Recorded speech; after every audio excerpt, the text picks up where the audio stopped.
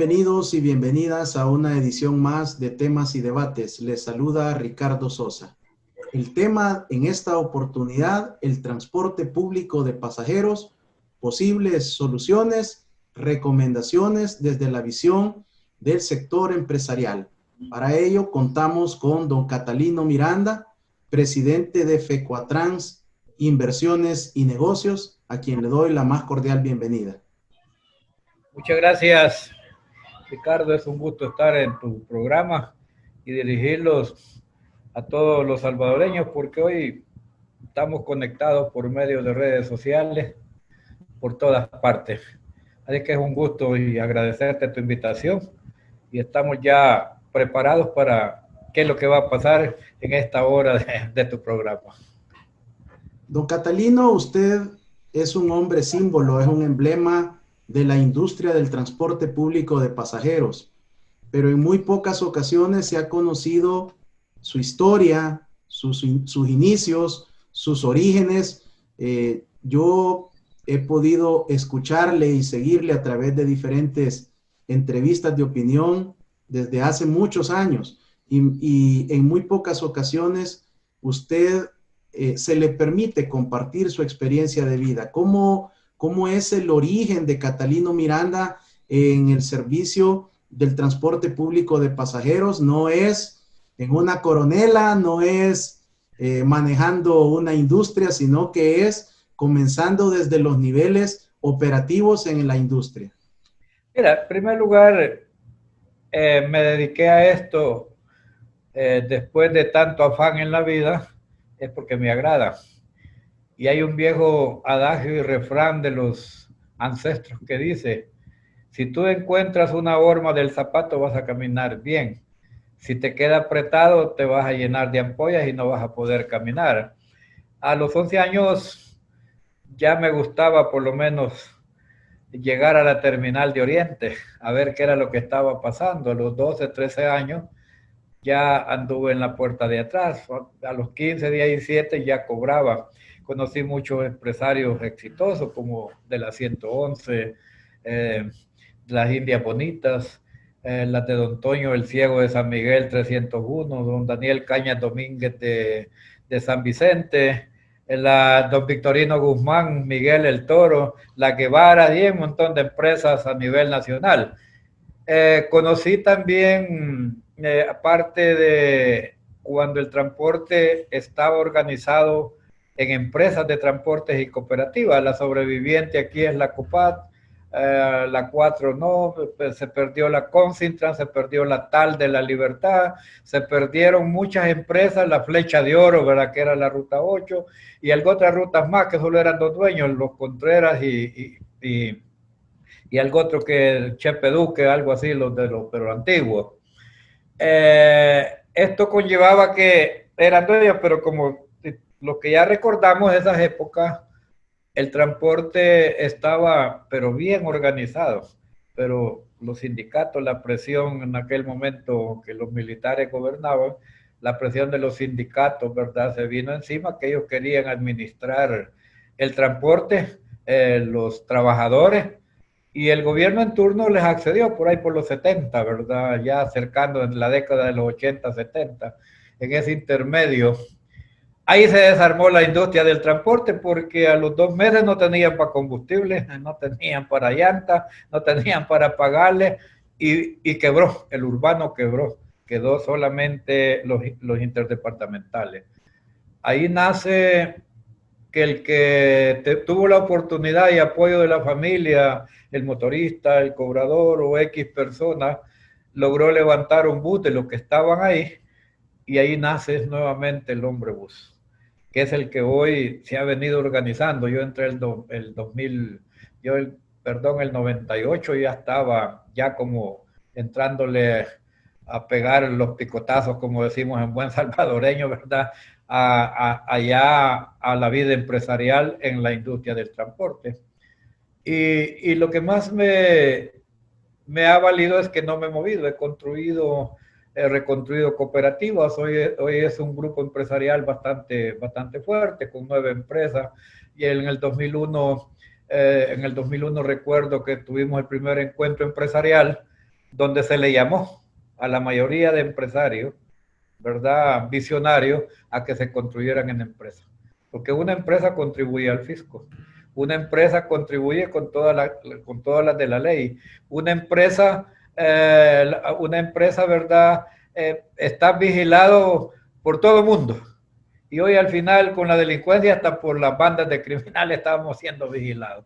Entonces yo creo que la historia del transporte es muy buena, pero cuando tú te desorganizas y te desprendes que creyendo que es fácil hacer las cosas, es cuando comienza a hacer empiezan a suceder los aspectos que son bien, lo que tú ves ahorita, lo que tú ya alcanzas a ver. Tal vez en aquel momento tú no le ponías atención a lo que era el transporte, pero yo sí lo conozco desde hace muchos años, más de 40, 45 años, conozco el transporte colectivo. En la vida empresarial, cuando tú estás en los zapatos, ¿verdad? Defendiendo temas nacionales, ¿verdad? Como es los temas, tratar con el público, tratar con políticos, tratar con las organizaciones, con la, ¿cómo llama?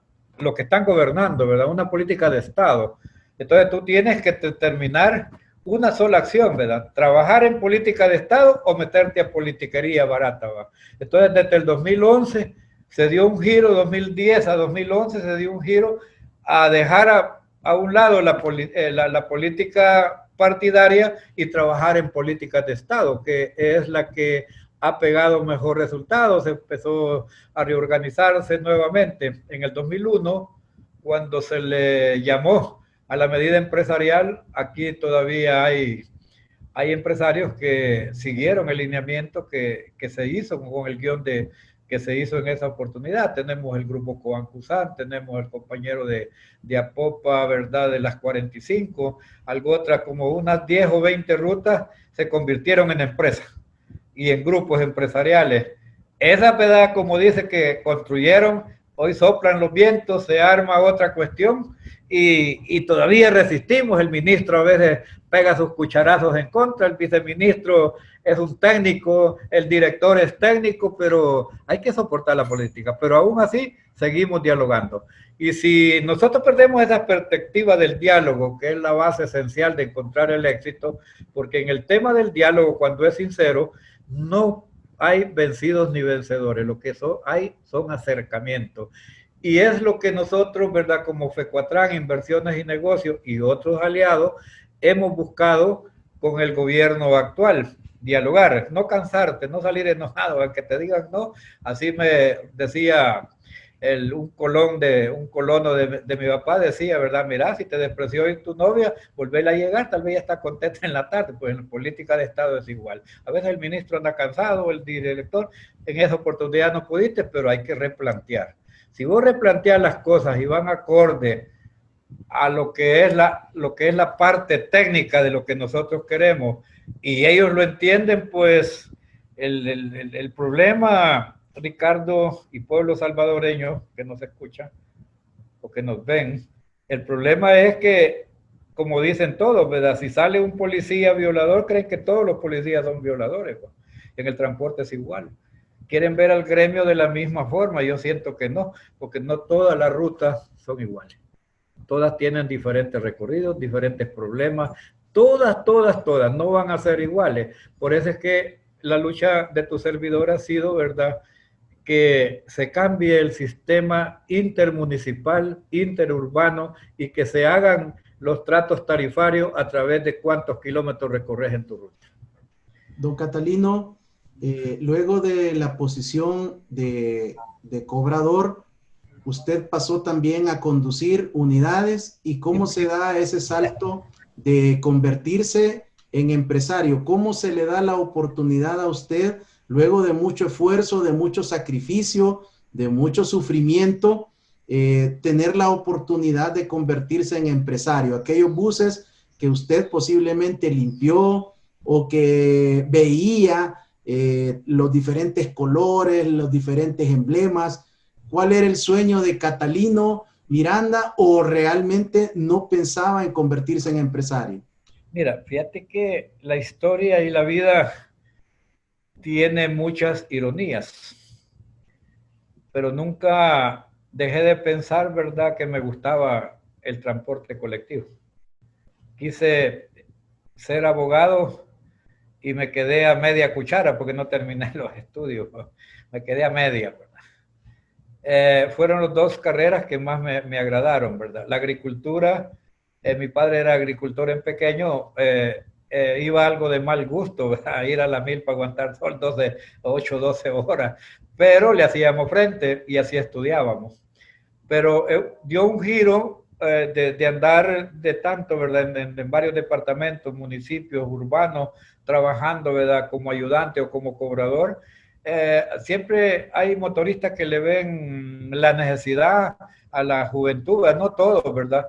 Pero te dan y ya te dan, cuando iban desbordados las unidades, te prestaban las unidades para aprender a manejar, ¿verdad? Pues la guerra vino a cambiar muchos planes, ¿verdad? Porque hubo destrucción de buses, el cambio que te cuento cuando quebró el urbano en San Salvador, entraron las flotas de auxilio, cambiaron los planes. Allá por el 85, pues en un atercado por aquí, por el Bucán, bajando hacia abajo, pues lastimosamente salí lesionado, ¿verdad? Grave, como que ya se acababa la ironía de aquel cobrador y el bultero, como le llamaban en aquel tiempo, ¿verdad? El que subía el bulto a la parrilla. Entonces, por ahí cambian los planes.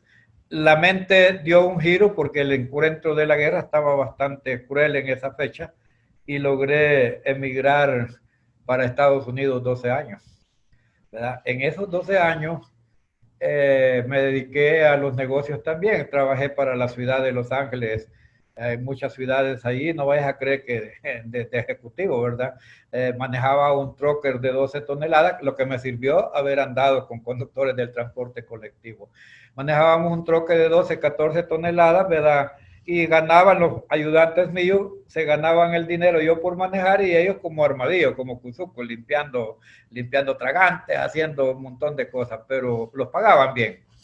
Entonces creo que el 97 retorné al país para ver y empezamos lo poco que había ahorrado, ¿verdad? Que no era mucho, una casita y algo otros aspectos más, ¿verdad?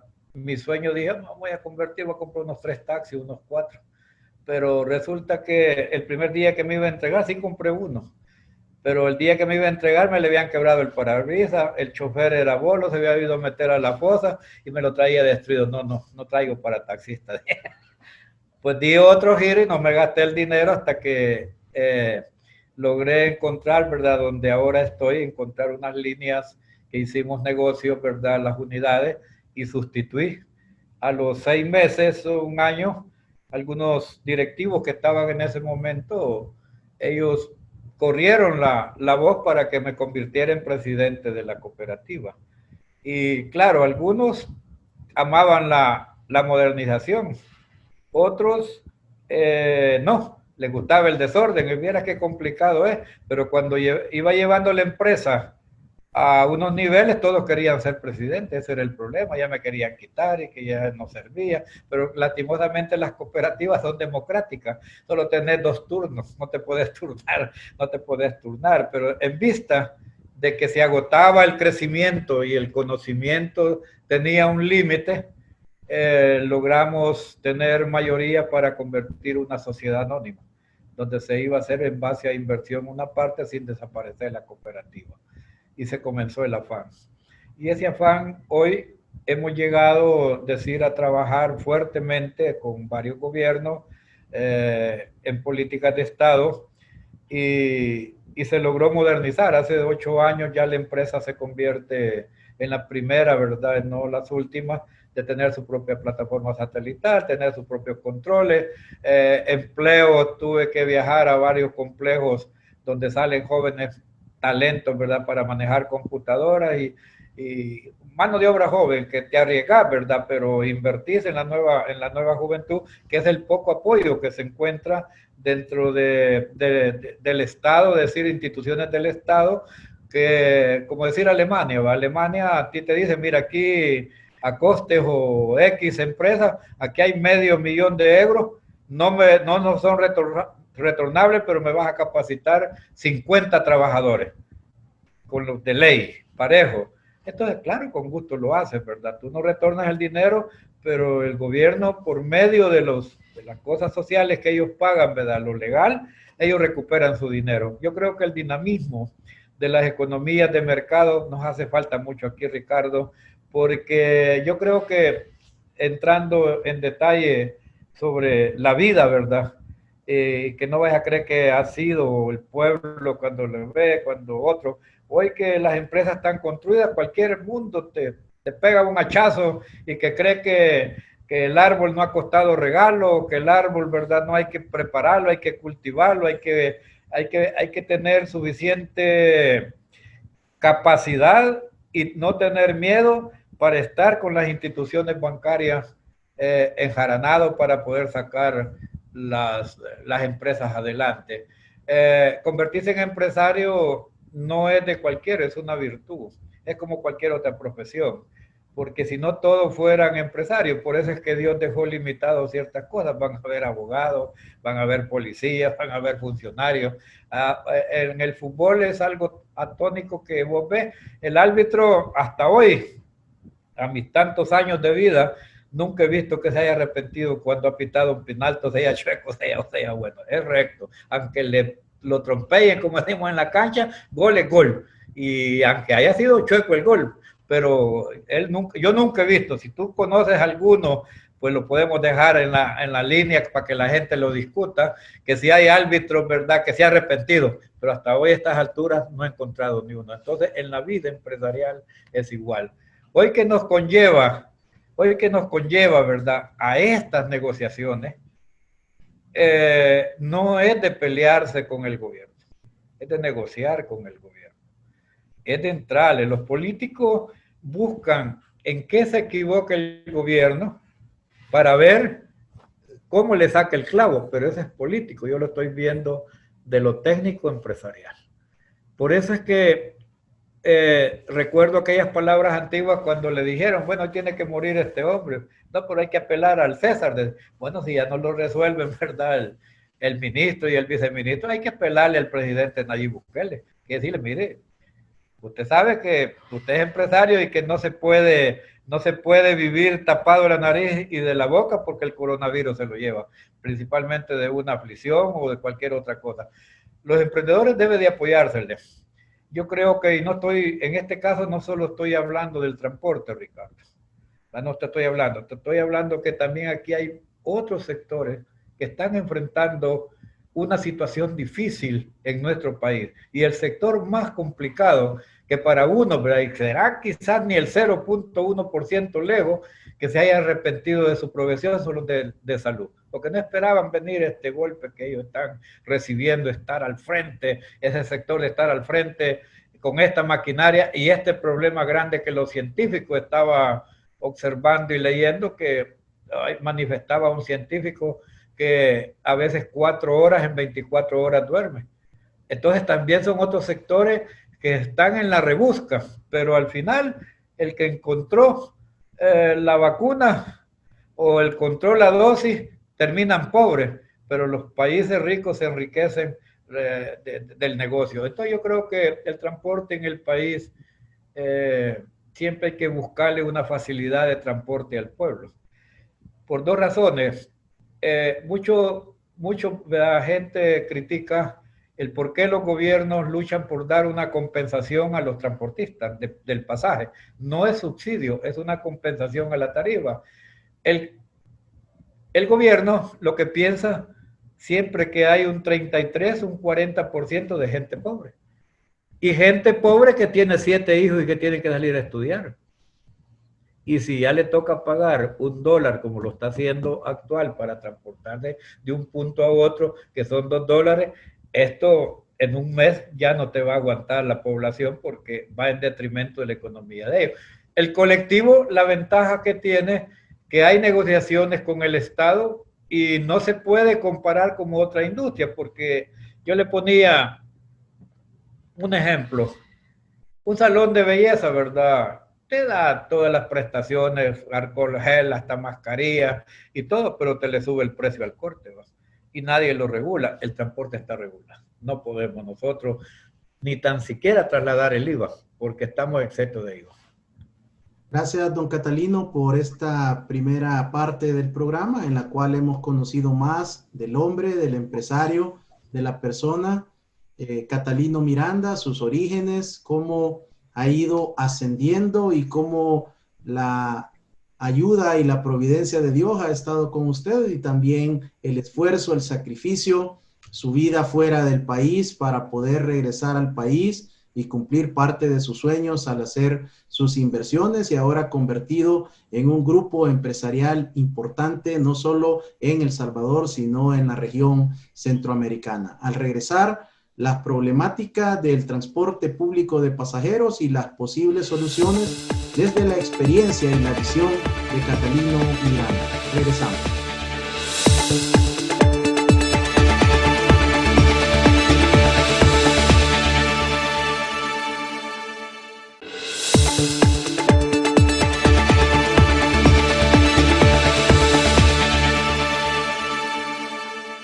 Gracias por continuar con temas y debates en esta oportunidad.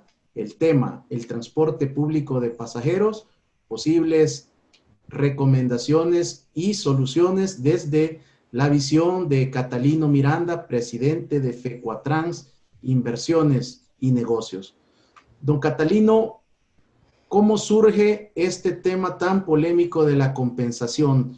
¿En qué gobierno se generó? ¿Por qué fue esta propuesta? ¿Cómo estaba el sistema antes? ¿Y por qué desde una iniciativa que prácticamente nació muerta, por qué han pasado tantos años sin encontrar una respuesta integral a la problemática del transporte? Mira, el propio subsidio, que se llamaba así subsidio, fue en el gobierno de Napoleón Duarte cuando la guerra, debido a la quema de unidades, paros obligados que hacían los transportistas, días que pasábamos nosotros los ayudantes, los cobradores, siempre comíamos porque siempre llegábamos a la terminal, pero había una preocupación.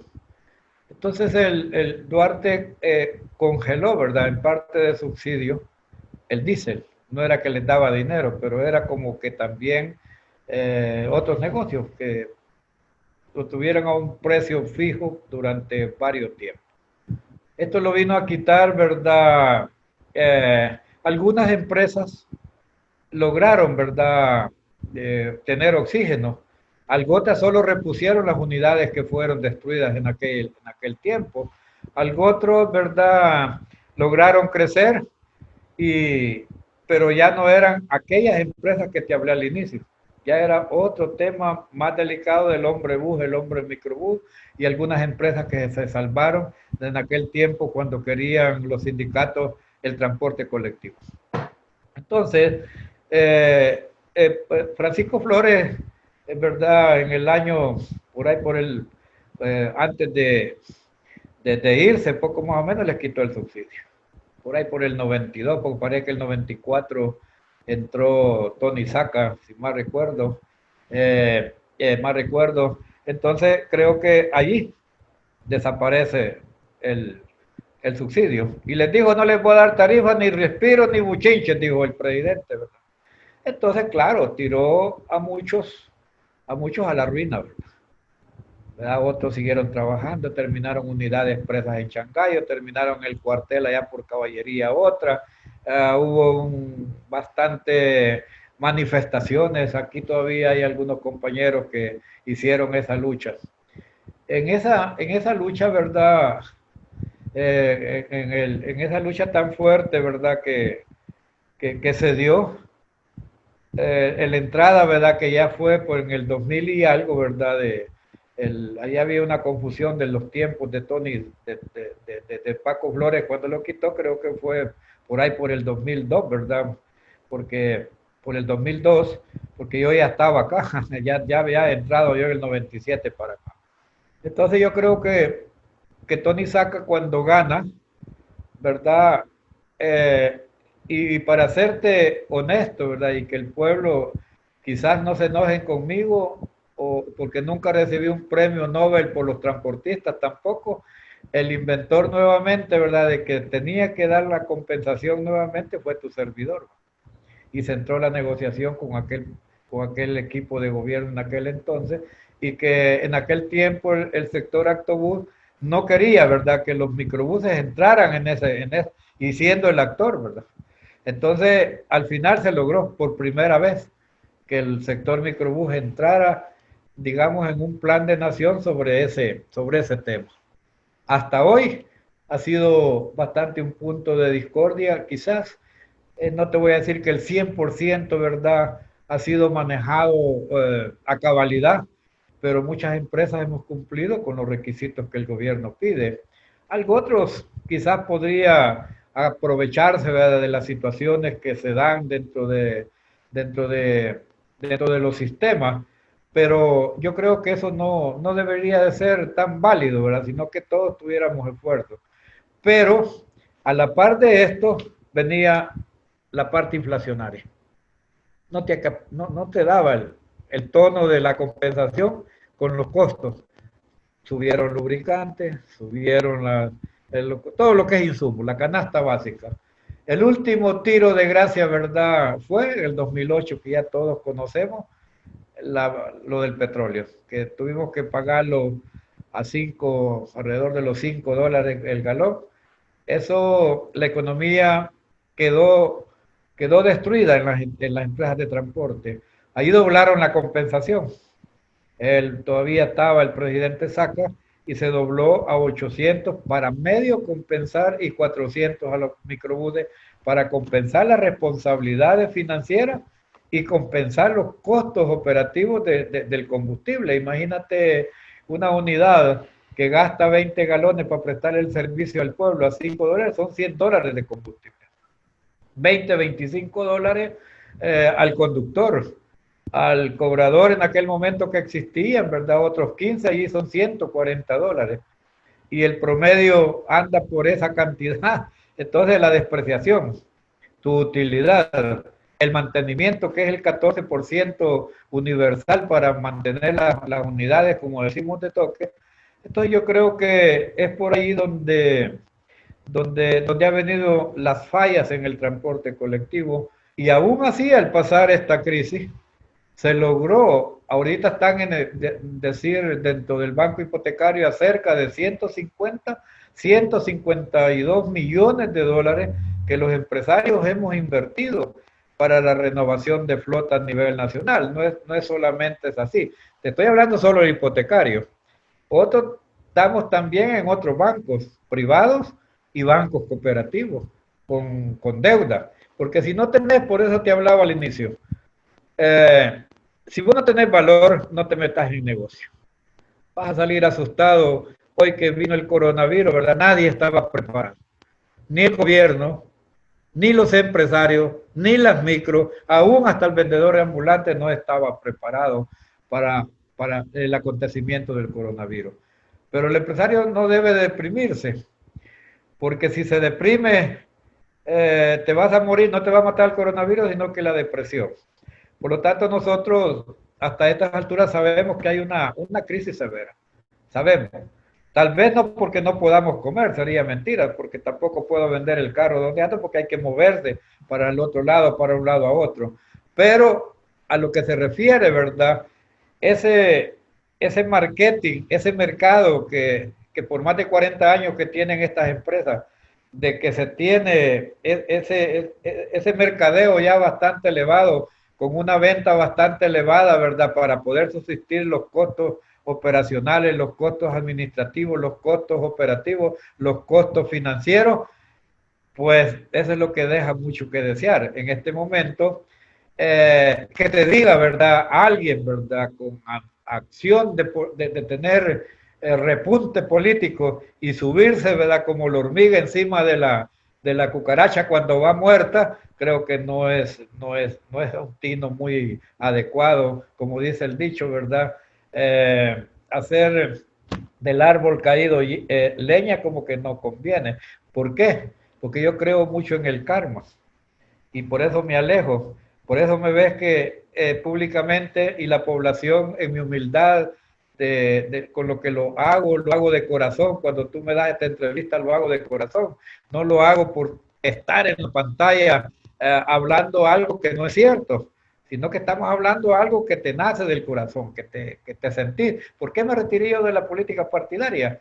Porque no me pareció algunas ofertas que se me hicieron y al contrario, no era para mí y tal vez hubiera hecho mi periodo de diputado, pero después, ahorita yo voy a un mercado, me tomo la sopa bien traguera, Cata, ¿cómo está? Todos me abrazan, pero ya me ven de político, ya se aburrió de robar en el transporte y quiere ser político. Y ahí comienza a ver muchas cosas. Por eso es que a veces cuando Ricardo, yo veo, ¿verdad? Hoy veía un amigo, ¿verdad? Que hablaba del transporte sin conocer el transporte. Yo no puedo hablar de ti, Ricardo, porque no sé tu corazón, cuál es tu voluntad, cuál, para dónde va, quiénes son. Entonces yo, por eso al político, cuando habla, ahí le conoces todos. Ahí, ya los que tenemos experiencia y que ya pasamos más de 5 décadas, ¿verdad? En la vida, ya has visto muchos partidos, has visto cómo se han deambulado mucho, entonces te das cuenta. El transporte no está dentro de una mesa de negociación porque así queremos que estemos ahí, no, si para nadie es negocio estar reunido. Lo que estamos buscando es un acercamiento y propuestas claras, técnicas que conlleve a una solución. El que no quiera negociar, ya ese es el problema de él. Pero a mí sí, como te decía al inicio, si el ministro me corre hoy, mañana le estoy pidiendo otra audiencia. Y si el viceministro dice, no, mire, viceministro, mire, no retiremos de la mesa la parte económica, sabemos que tenemos dos problemas. El primero, el de salud, y segundo, la economía. Por lo tanto, lo que yo he denotado es, no estoy hablando de mi gobierno actual, estoy hablando general. Lo que los gobiernos en turnos y el político lo que sienten es el impacto social, que creen que si ellos tocan tarifas, tocan compensación, se les va a venir el pueblo encima y no es cierto. Nosotros lo que tenemos miedo es el impacto económico, porque la banca no te la quitas de encima. Ayer me llegaba un correo por ahí, mire, don Cata, me dio lo voy a reservar porque no ha pagado el comercial, ¿verdad? Me decía, mire, ya le dimos 3 meses y es necesario que nos empiece a abonar. Y no he trabajado, le digo todavía, si yo me paga el transporte, ¿verdad? Pero hablemos de otros 3 meses o una negociación a largo plazo. 6 meses periodo de gracia, renegociemos la economía. Está bien que a las pymes cuando tú te llegas, ¿verdad? Si te han servido aceite, te han servido esto, te han servido el otro, pues se reparte el dinero. Pero una gran industria creo que deben de hacer esa concesión de ayudar a la micro y la mediana empresa. Tampoco estamos pidiendo regalado, sino que hay que abrir negociaciones amplias.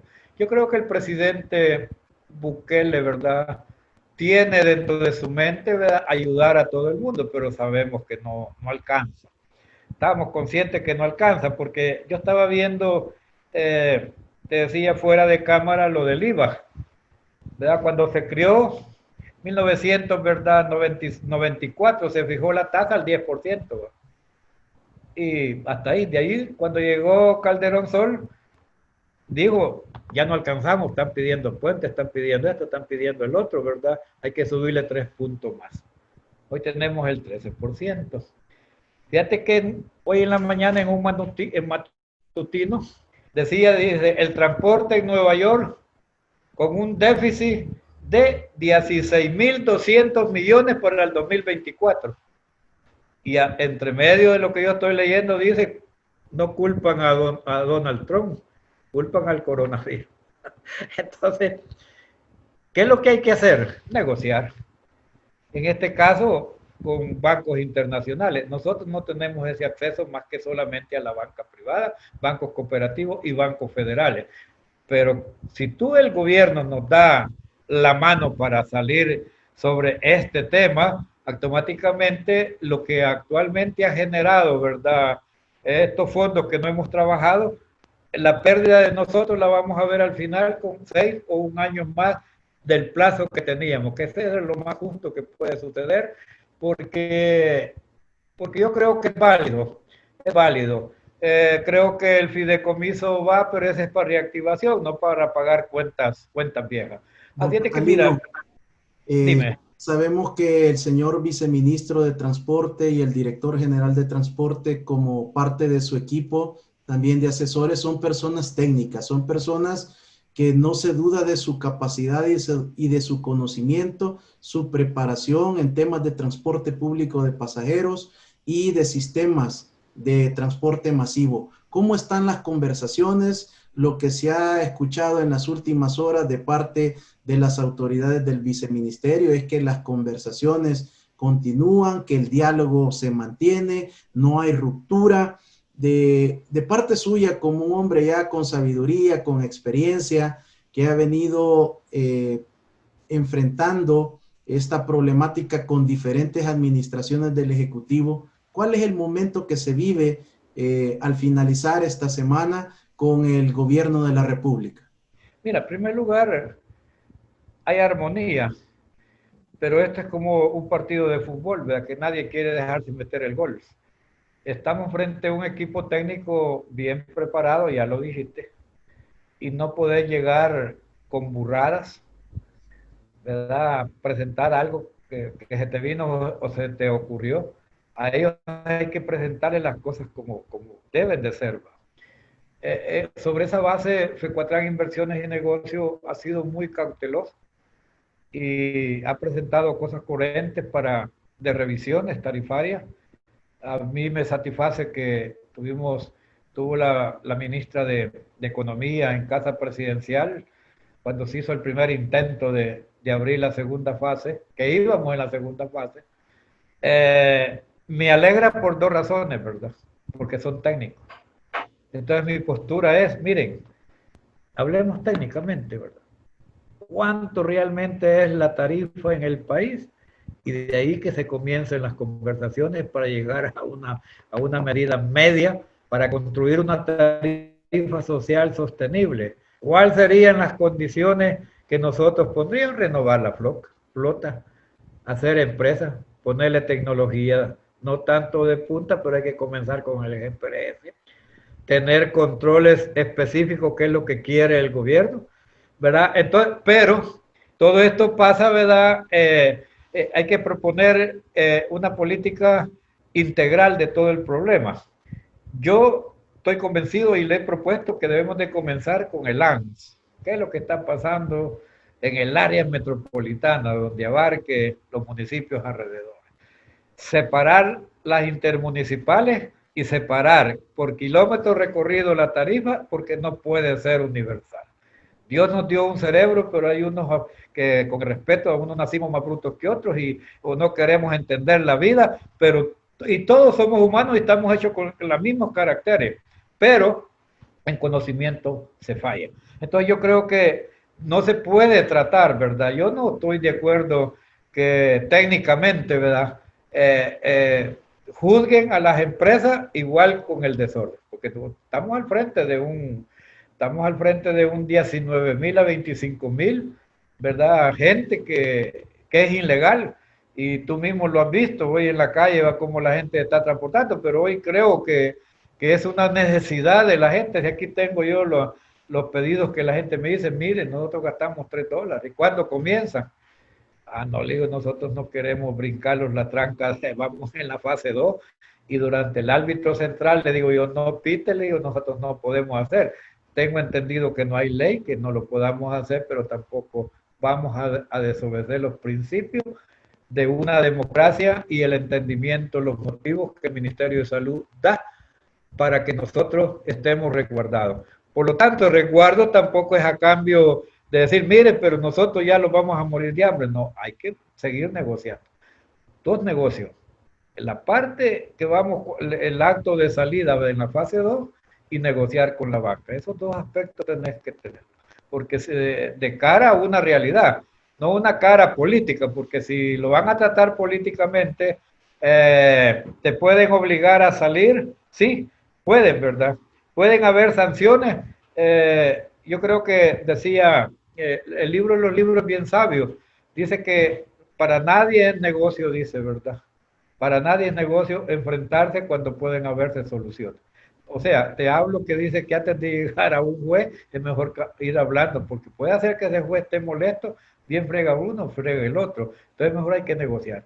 Los dejó los 5 sentidos para poder negociar. Don Catalino, pero existen empresarios que no le apuestan a la asociatividad, no le apuestan al cooperativismo, no tienen capacidad para renovar flotas, no tienen acceso a financiamiento en la banca, y también estas personas usualmente son las que no forman parte del grupo que está platicando, que está conversando con el equipo técnico del gobierno, y surgen con diferentes expresiones, amenazas o declaraciones que rompen ese tono de poder aportar al diálogo y al entendimiento. ¿Qué están haciendo ustedes como empresarios organizados para tratar de sumarlos al esfuerzo y que den insumos técnicos que puedan servir en la mesa?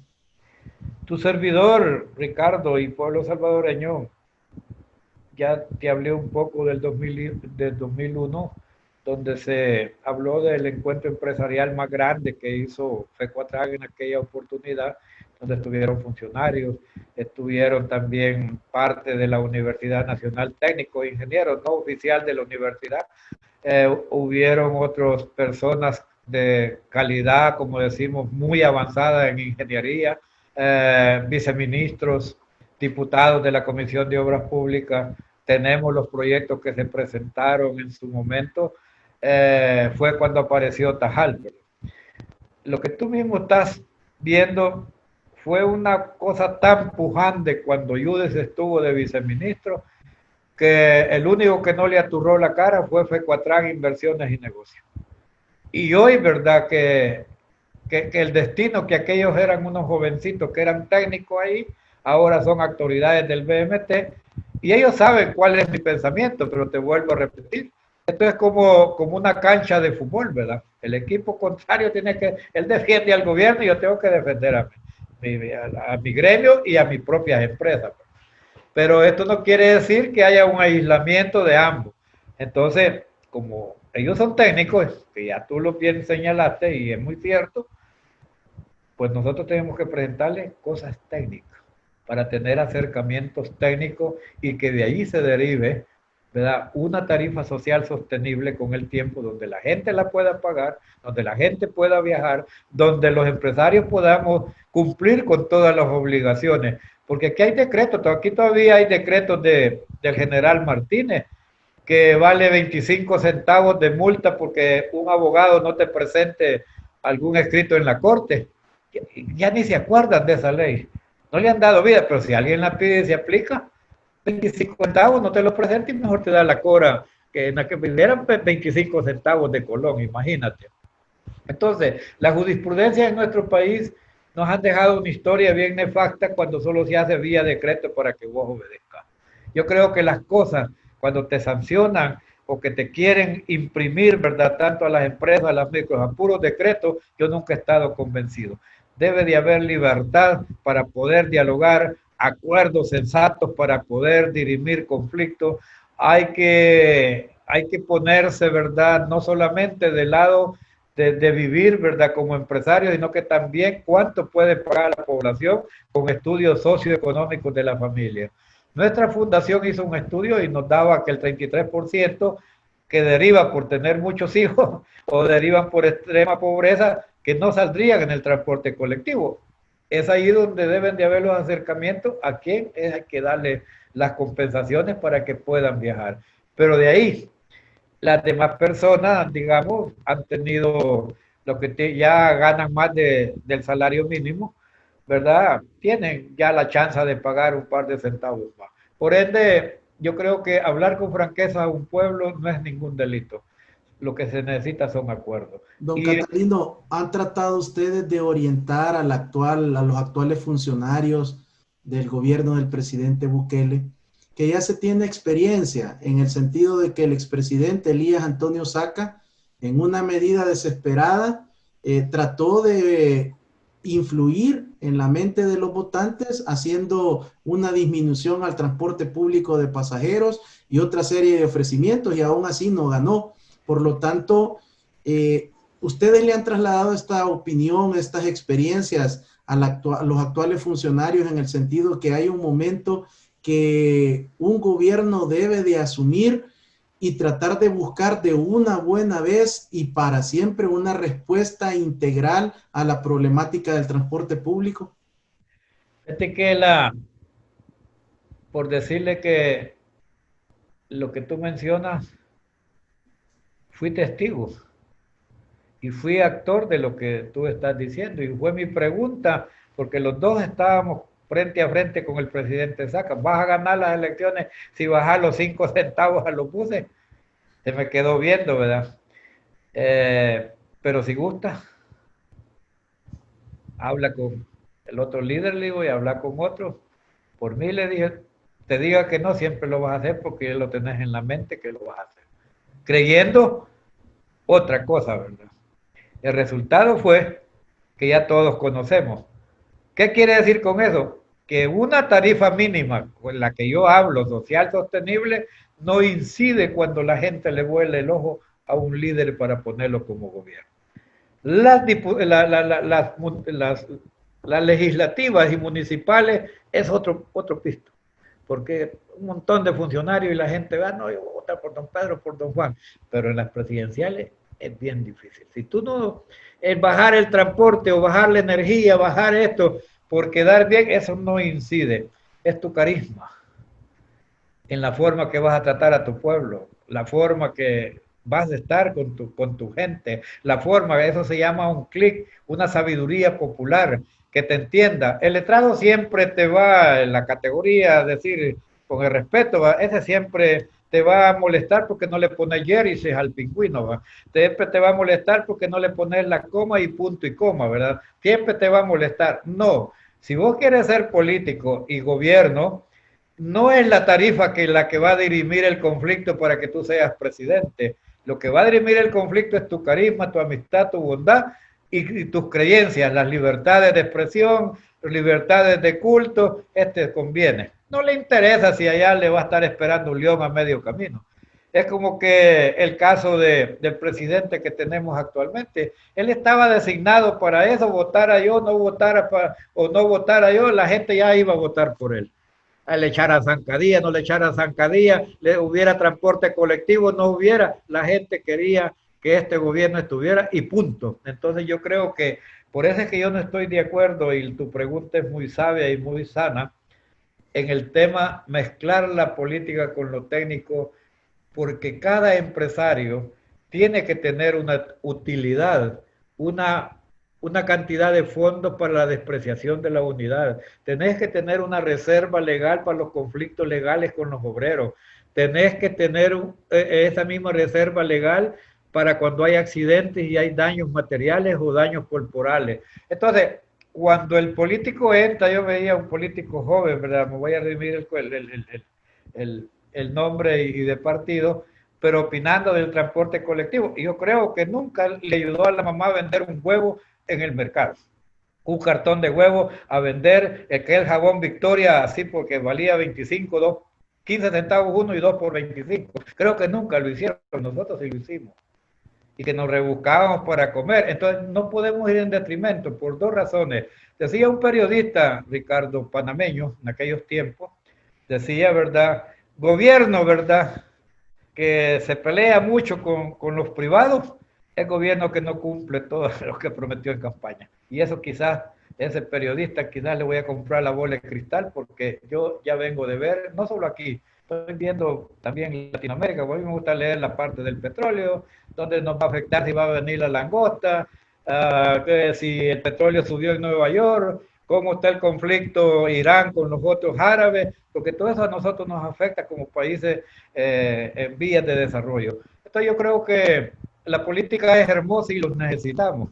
Los necesitamos gente buena dentro de la Don asamblea. Catalino, el tiempo se me termina, pero quiero conocer su opinión sobre la posibilidad, que al final es eso, de algunas voces que se levantan a sugerir o proponer que se nacionalice el transporte público de pasajeros. Aquí tenemos también ya experiencia. Se nos ha vendido la idea a nuestra generación que el gobierno es ineficiente y que por eso había que privatizar. Pero por otro lado, sí conocemos también que los estados, en términos generales, no han sido buenos administradores.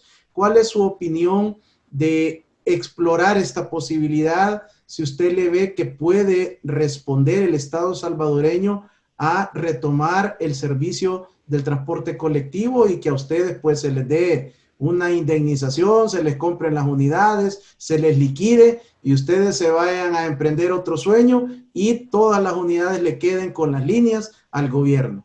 Mira, la pregunta que en este momento, si el gobierno tomara decisión, ¿cuándo comenzamos los trámites?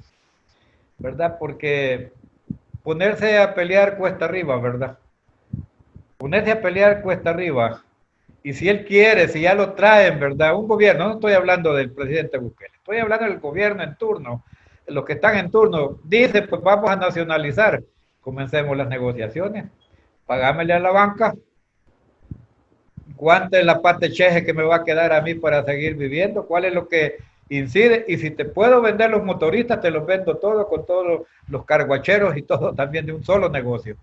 Pero, ahí viene el pero, ¿verdad? Ya tú dijiste que son malos administradores, ¿verdad?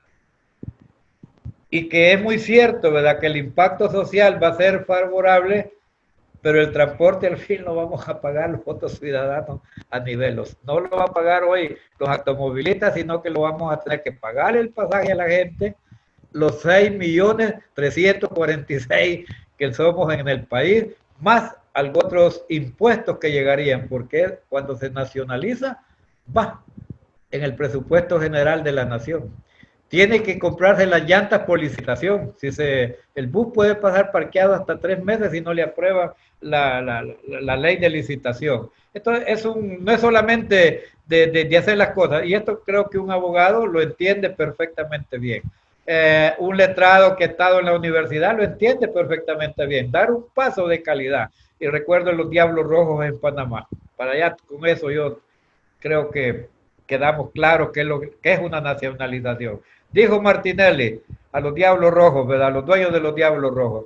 Aquí hay $25,000 por esos camiones viejos que anden ahí y aparte sin novedad. Bueno, dijeron, ¿dónde está el billete primero? Y comiencen a hacer el monorriel arriba por el aire. Hubo discusión, ¿verdad que no? Pero ¿cuánto vale la tarifa? Curitiba vale 2.50 de real, que equivale a $1 aquí. Allá también en Estados Unidos cuesta $2 para transportarse en el colectivo. Ese es municipal y es estatal. O sea, que lo agarra la alcaldía y lo agarra el Estado, no es federal. Entonces, pero va presupuestado. ¿Quién lo paga? Pedro y Juan. Entonces no hay que engañarse sobre este tema. Y por ya para finalizar, yo he visto camiones allá, camino que son de municipalidades, no sé de qué municipalidad, camino aquí a Soyapango, todo desmuelado, como 8 o 10 camiones ahí que sin llanta, como con un cangrejo patas arriba. Si los deben de tener hermosos, listos, si fueran para administrar. Y administrar el transporte colectivo de la noche a la mañana en el estado o municipalizarlo, se puede dar, pero con una experiencia, con técnicos, ingenieros, que un ingeniero internacional no le va a cobrar menos de $25,000 al mes por solo asesorar y decirle lo que hay que hacer. Creo que el transporte se puede mejorar y solo se puede mejorar apoyando a las empresas y y sacarlo de la mente de los políticos y que no se suban, ¿verdad? Como cuando la cucaracha va muerta, la hormiga va arriba creyendo que va ayudando y es haciéndole la carga a las que van abajo. Por lo tanto, creo que todos los sectores somos importantes de nuestra nación. Yo te agradezco. Yo te agradezco, Ricardo, por darnos esta oportunidad. Su respuesta es contundente, don Catalino, y le agradezco también porque permite ilustrar y brindarle insumos a nuestros televidentes y cibernautas de que esa medida, aunque es una posibilidad, no es factible, no es real para el Estado salvadoreño. Por eso, conviene seguir negociando, seguir platicando y les deseamos lo mejor en estas negociaciones, que el diálogo, que lo técnico prive sobre lo político y que también los empresarios que no están agremiados puedan brindarle el soporte a ustedes, brindarle los insumos para que el gobierno llegue a un feliz término y lleven a puerto seguro el transporte público de pasajeros. Gracias, don Catalino, por haber aceptado la invitación y esta charla amena, como siempre. Ok, muchas gracias. Un saludo.